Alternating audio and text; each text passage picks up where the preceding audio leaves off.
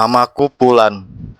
Aku ingin menceritakan kisah hidupku yang hampir hancur karena judi online.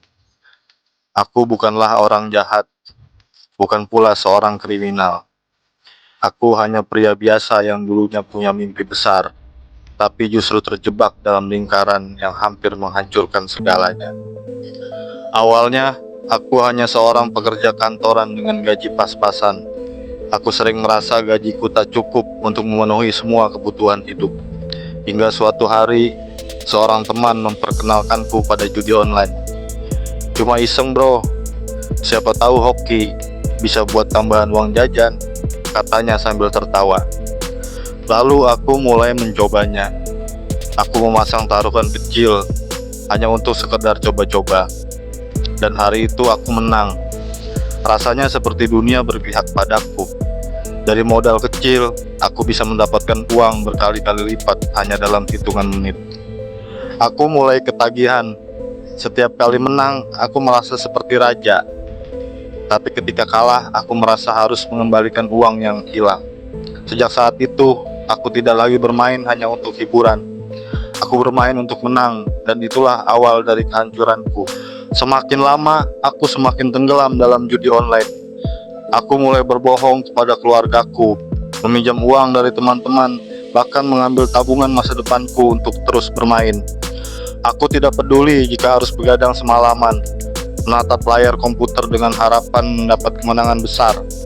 Aku lupa waktu, lupa makan, lupa ibadah. Yang ada dalam pikiranku hanya satu, menang, menang, dan menang lagi. Hingga suatu malam, aku mengalami kekalahan terbesar dalam hidupku. Dalam waktu kurang dari 1 jam, aku kehilangan semua uang yang tersisa. Aku mencoba bertaruh lebih besar dengan harapan bisa menutupi kerugian. Tapi hasilnya justru sebaliknya. Aku kalah telak, tabunganku habis, uang sewa rumah dan cicilan motor pun lenyap dalam hitungan detik. Aku merasa hancur, aku ingin marah, ingin menangis, tapi aku tidak tahu harus bagaimana. Malam itu aku duduk di sudut kamar dengan kepala tertunduk. Aku merasa tidak ada harapan lagi. Aku merasa hidupku sudah berakhir. Di tengah keputusasaan, aku teringat pada satu hal. Ibuku yang selalu mengingatkanku untuk bersolawat kepada Nabi. Nak, kalau kamu sedang dalam kesulitan, jangan lupa bersolawat kepada Nabi.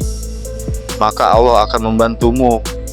Karena dari setiap solawatmu, Allah membalasnya 10 kebaikan. Dan dari setiap kebaikan itu ada rahmat Allah di dalamnya. Aku tidak pernah menganggap serius perkataan ibuku. Aku bahkan jarang sholat, apalagi bersolawat pada Nabi. Tapi malam itu, entah kenapa aku merasa harus melakukannya. Dengan tangan gemetar, aku mengambil air wudhu. Air yang menyentuh wajahku terasa begitu menenangkan. Aku lalu duduk di atas sajadah dan mulai mengucapkan sholawat dengan air mata yang mengalir deras. Allahumma sholli ala Sayyidina Muhammad wa ala alihi Sayyidina Muhammad. Aku mengulanginya lagi dan lagi. Setiap kalimat terasa seperti meruntuhkan beban berat di pundakku. Aku menangis, menyesali semua yang telah aku lakukan. Dan untuk pertama kalinya dalam hidupku, aku merasakan ketenangan. Sejak malam itu, aku bertekad untuk berubah. Aku berjanji pada diriku sendiri untuk meninggalkan judi online selamanya. Tapi itu bukanlah hal yang mudah. Godaan selalu datang. Namun, setiap kali aku merasa ingin kembali, aku mengingat malam itu yang penuh tangisan. Aku mengingat bagaimana sholawat membuatku merasa tenang. Badanku terasa ingin bergerak untuk ibadah.